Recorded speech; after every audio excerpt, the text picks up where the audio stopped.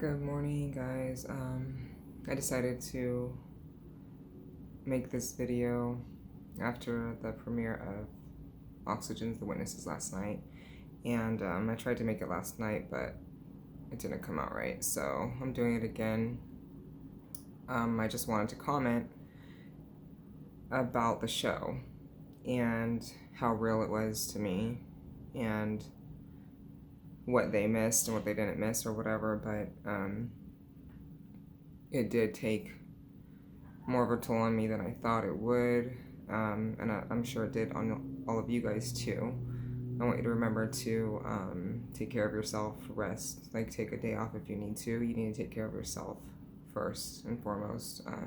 It's the hardest thing to do, especially when we have families and stuff that we care about. We forget about ourselves. And today I have two therapy appointments, which I'm glad I finally got a therapist who knows about the cult. He went to school to be a pastor, and so his teacher was an ex-JW. That's good news. But anyways, about the program, it was all too familiar, as I'm sure you guys know. Well, all the Kingdom melodies, well, I think there was only two, but those were really triggering for all of you and me, and haunting. Like, I remember when they changed the songbook, and I was sad, and it like broke my heart, and I was just like, oh my god, the Kingdom melodies, like I grew up with them, and how could they do that? And that song last night, I can't stop hearing it. We're Jehovah's Witnesses. It makes me so sick. We speak out in fearlessness. We speak out. What?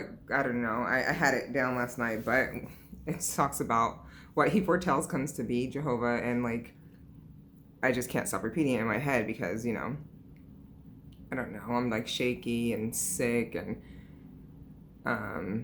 I spent all day in bed yesterday before the next show, and anyways, it was all familiar because these are stories that I grew up with my whole life, that I've heard my whole life, that happened to me, that happened to my friends. It is real, it is true. For all you witnesses who are saying it's not, I'm sure every single one of you knows someone that has confided in you and told you their problems. And for all you witnesses who are shunning your family, you should think twice, because they'll shun you too. I still can't believe that my family is still not talking to me. My sister is so indoctrinated and brainwashed.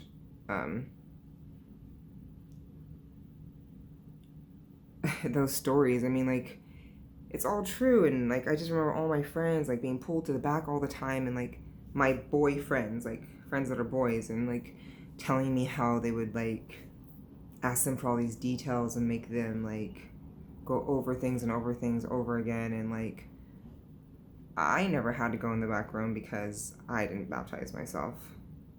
Thank goodness. I was smart enough. But yeah, I realized that I am their system too, because I was a publisher, and I remember filling out all those publisher cards and being forced to go in service and all that. And I do have to say that those girls from the show, a couple of the parents believed them and did something about it, and that they were lucky, because my whole life my parents ignored me. They didn't assess my problem or my situation or try to get me help. They don't get any of these kids help. Please watch my protest inside the Kingdom Hall below. My sister tells them straight to their face, because they threatened to call the police on us. So they'll call the police on us, but not a child molester. And they did call the police on us. Police didn't do anything, but they never called the police on my child molester or my other 3 siblings' child molesters. They're all still witnesses, and so are my family. my family is still in the congregation with other couples that they had affairs with. They're so sick and twisted that, because if they had an affair, it's up to the person who didn't have the affair to forgive the person. So they're forgiven, and they stayed in the congregation that the affair had taken place in, and they spend every day in front of this other couple's face that it just doesn't make any sense. Like, it's so sick the way that they manipulate you into believing that your life is being lived the right way, and you're actually believing it.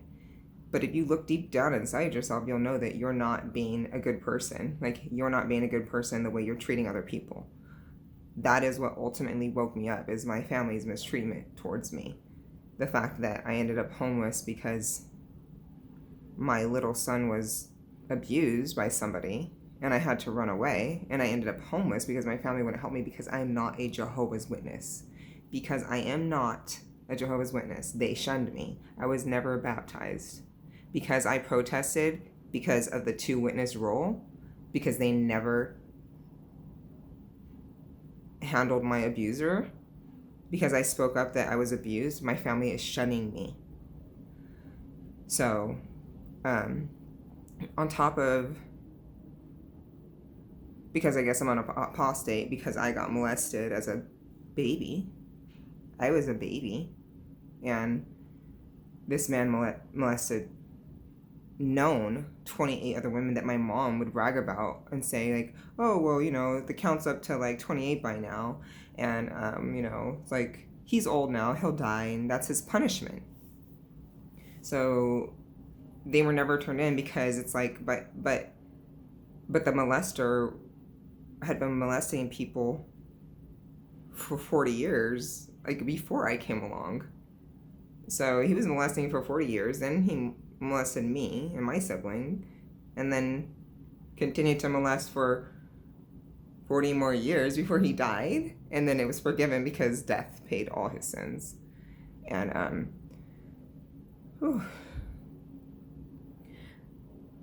my mom's best friend, it was her father, and she's still a witness. This woman is so severely abused from her own father since birth, the same man that abused me. It goes on and on and on. Everybody I know has a story like this, even my own siblings, but they say, Jehovah is my God, Jehovah will handle it, Jehovah this, Jehovah that. Like, nobody ever handled anything in my life until I did. And I'm not saying there's a God or there's no God. As you guys know, I don't know what I believe, but I do know that it isn't in God's hands. It's in your hands, what you make of your life. So you have to change your life. You have to be the change. You have to wake up. There's no other choice. There's no pray, and it'll happen. No, that's wishful thinking. Since when does wishful thinking get you anywhere? And this organization is taking away any bit of self-sufficiency tools that you need to survive, like basic schooling, basic human being knowledge, to know how human beings behave, so you can be on guard, so you can know what to do in your life to make your own choices. Jehovah's Witnesses take away any common sense that you have. They take away any stability. They take away any talent. They take away everything that you have, and they strip you down to nothing so that you believe that you have to have them. Like, you have to have them. Why do you think people commit suicide? What I'm disappointed at, I'm so happy. I'm so happy for the special. I'm so thankful to the universe that we're being heard and we're being seen. I'm a little bit disappointed they didn't touch on how severe suicide and the sacrifice of blood is. They didn't touch on that, which I know that molestation is the main problem, which I'm so happy, but the whole organization in a whole is a cult. It needs to be exposed as a cult, as a whole, as they are brainwashing people into sacrificing their blood. They are letting young mothers die during childbirth because of blood. 20, 21, even younger, because they marry them off quickly because that's their only chance at survival. So they convince them to marry at a young age. They convince them to get baptized at a young age. They give up their life from childhood because you're a child and you don't know any better. So you're convinced and brainwashed to give up your life. Then you make a mistake, just simple as kissing a boy. You can get ostracized for that. Like, you'll be blamed for it. They will call you a slut or say that you dressed inappropriately or that your shirt was too tight. And it's all your fault. As a woman in that organization, women have no rights, no say-so. Women are nothing. And it's disgusting. Like I told you guys, it's just so disturbing on every level. And all these women protecting it that are in the organization. But if you get to reach the women and it's like they know it. And they're puppets. They're robots. They're just on a string repeating everything that they've been taught to repeat over and over and over. And so the thing is that, yes, they expose the child molesting, but they're saying it's all a lie, but it's not a lie. And like they said, that prediction, that number, there's so much more. Because just like I said, this man was molesting me for 40 years, and for 40 years after, till he was 90 and he died. How many women and children did he molest? His wife knew about it. The man that molested me, I believe his wife was in the room as well. I believe that maybe she molested me too. I'm not sure, but the guilt is still on her because she knew about it. Just like this woman in this show. It's so disgusting. And these were babies. I was a baby. From 0 to 3 years old, this man molested me. He put his, you know what, in my mouth as a baby. A baby. Till 3 years old. And I can remember it. And there's no way that a wife or a woman wouldn't know that your husband has a baby in the other room molesting it over and over and over. Your own children, your own grandchildren. That woman's even more guilty because and that's why all these women are ruining men. And it's all a cycle because you guys don't even know that women are also responsible for so much molestation. Because it's gone untold. So not only are these men, but the people don't believe boys when boys speak up and say that they were molested.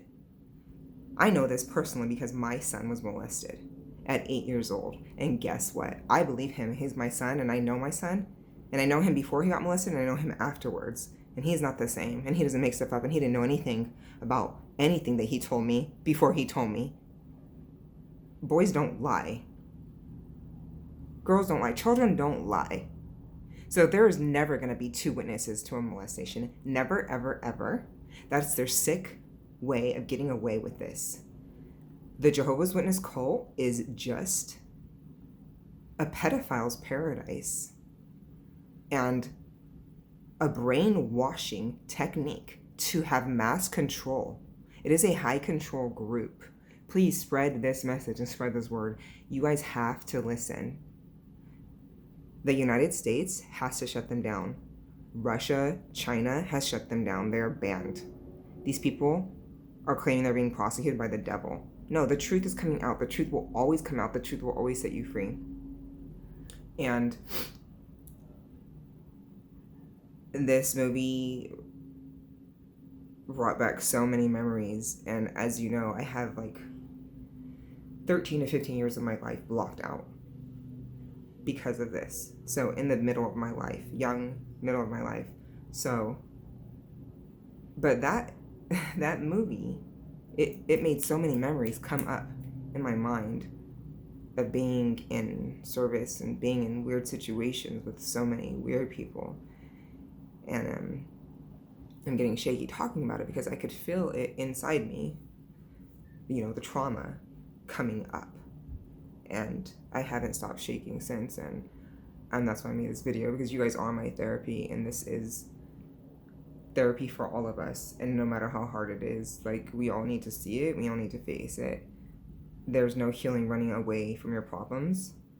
Memories buried alive will never die.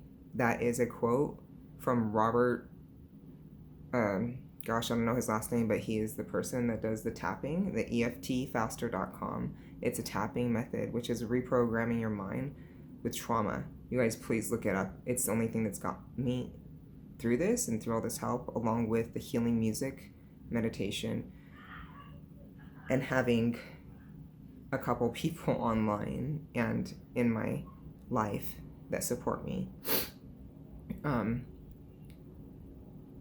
You have to heal yourself, and you have to face the past.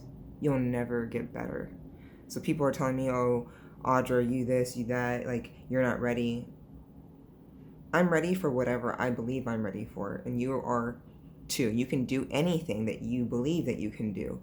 Don't let anybody tell you you can't. Everybody my whole life has told me I can't this, I can't that, I'll never do this. Like, I'm made to believe that I'm going to stay poor and I'm this and I'm that. Oh, I'm not going to, and I know it now. And until I found this goal and I found my meaning in life, I know my meaning is my voice, and I know that I'm here to help people. And it's happening. It's going to happen. I have people on my side, people supporting me and helping me start this nonprofit, and I'm doing it for not only myself and my kids first and foremost, but for everybody else as well. This is my calling, and I am about to release my Armageddon art, and I'm super excited for it. My friend XJW, he hired me to do the piece for his Facebook page, and he got me pumped and excited, and it's also a part of me that I can make a fabulous living with. But art is my passion. It was my passion, first of all, before I found activism and fighting for people, and I've always been a healer, but this way I can do everything all together, and my art can support my nonprofit. And anybody that wants to help and join the support, please, the page on Facebook and Instagram is Victims of Religion, and that is my nonprofit, and it's in the process. It's already started. I'll be releasing this painting in a couple weeks, and I'll be having them for sale, orders. We'll be making shirts and everything, and this is just the beginning of many pieces of art to come, and many steps towards a better life for a lot of people. I need supporters, I need people on my side. I am going to go to Warwick in September to do the protest against the media center that the Jehovah's Witnesses are trying to open. Now, anybody that doesn't know about it, please join and please come. It's the hugest protest in history, and we have to stop them. We cannot allow this to happen.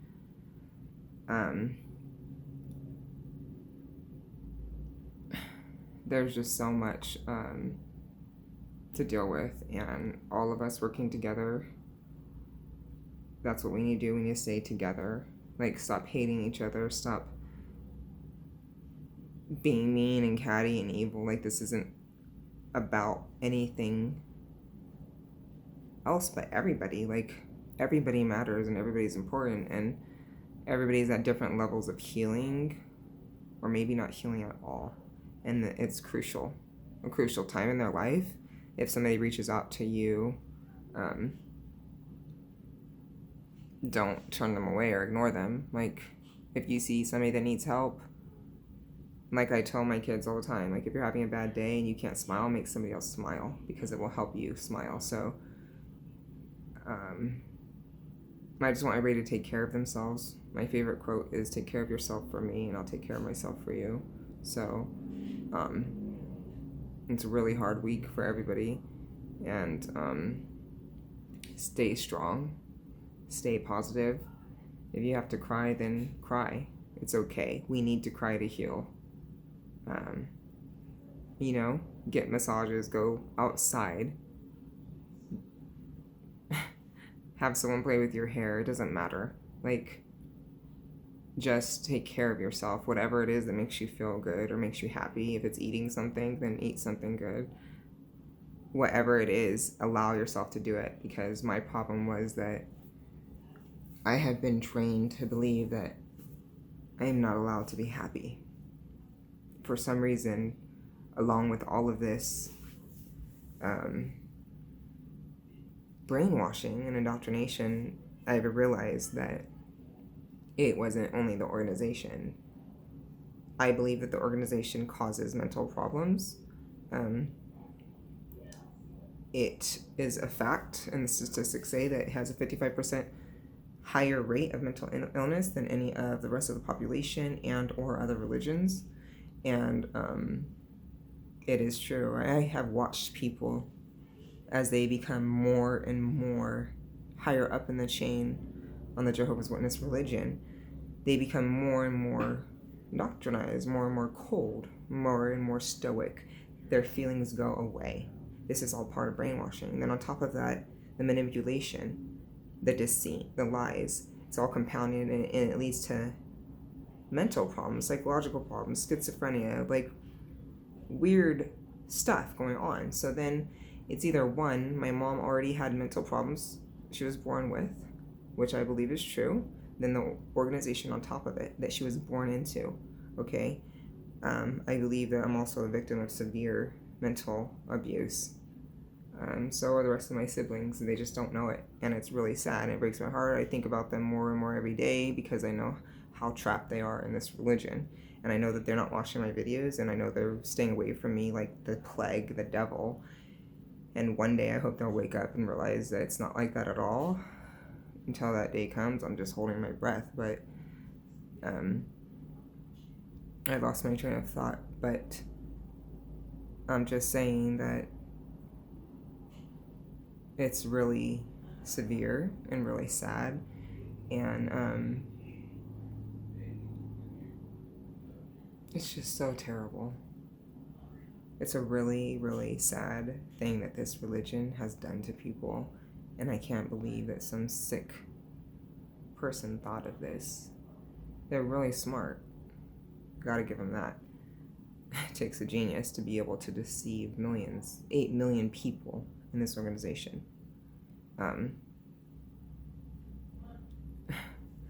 Last night I shared this picture. This used to be my favorite picture. This was by my dad's bed when he died. Obviously, that's me as a little girl in my meeting clothes, asleep on the floor, sitting up because I was so tired from being drug around to the meetings all the time. And I used to think it was cute, which I don't anymore, and so it's hard for me to keep it because my dad's gone, and I miss him with all my heart, but it makes me really sad that he died not knowing what's going on and still believing it. So I hope you and all of you can find a way to get through to your loved ones, and if you can't, just keep hoping. Hope dies last. That's what I always say. Okay? Please share my page and subscribe. I want to be able to go live in September in Warwick. I need 1,000 subscribers. I have like 300, which isn't much, but I just want to be able to talk to other ex-JWs live and be able to like talk with you guys and have like sessions with you guys and stuff like that. I've got so much support and love from YouTube. I've only had one hater, which I commented on my video last night, but I can't keep that video up. I tried to play music in the background and it was way loud when I played it, and I was like, oh, no, I can't do that. It's too distracting, and I'd rather just be focused on my voice, you know? So, I just thank you guys so much for all your love and support, and I want to help you, and I'm going to be doing more protest and activism I'm going to be doing the sharing shoes. I know I missed the cutoff date because I just found out about it right before the premiere of Oxygen, but I talked to Chessa and she said that I had an idea that I wanted to drop off the sharing shoes and the poem at local police enforcement or reporters' offices so we can get some attention that way, and she said that would be a great idea. So if you guys want to do that, I thought that I would share that with you and hope that maybe you can do that. On Amazon, there's little cute tiny shoes for $5 for boy or girl. So I ordered 2 pairs and I'm gonna do that. They should be here today. So I'll make a little video of it maybe when I do it and post it for you guys. But it's a really cute idea and it's really touching, and it choked me up a little bit because it's so cute and it's really how I feel. You can't run away when you're a little kid being molested, can you? And then when nobody believes you, what are you gonna do? So let's keep fighting for all the children that are in harm's way and at risk right now, and all the people who've lost their lives and their family. And just don't give up, okay? Love you guys.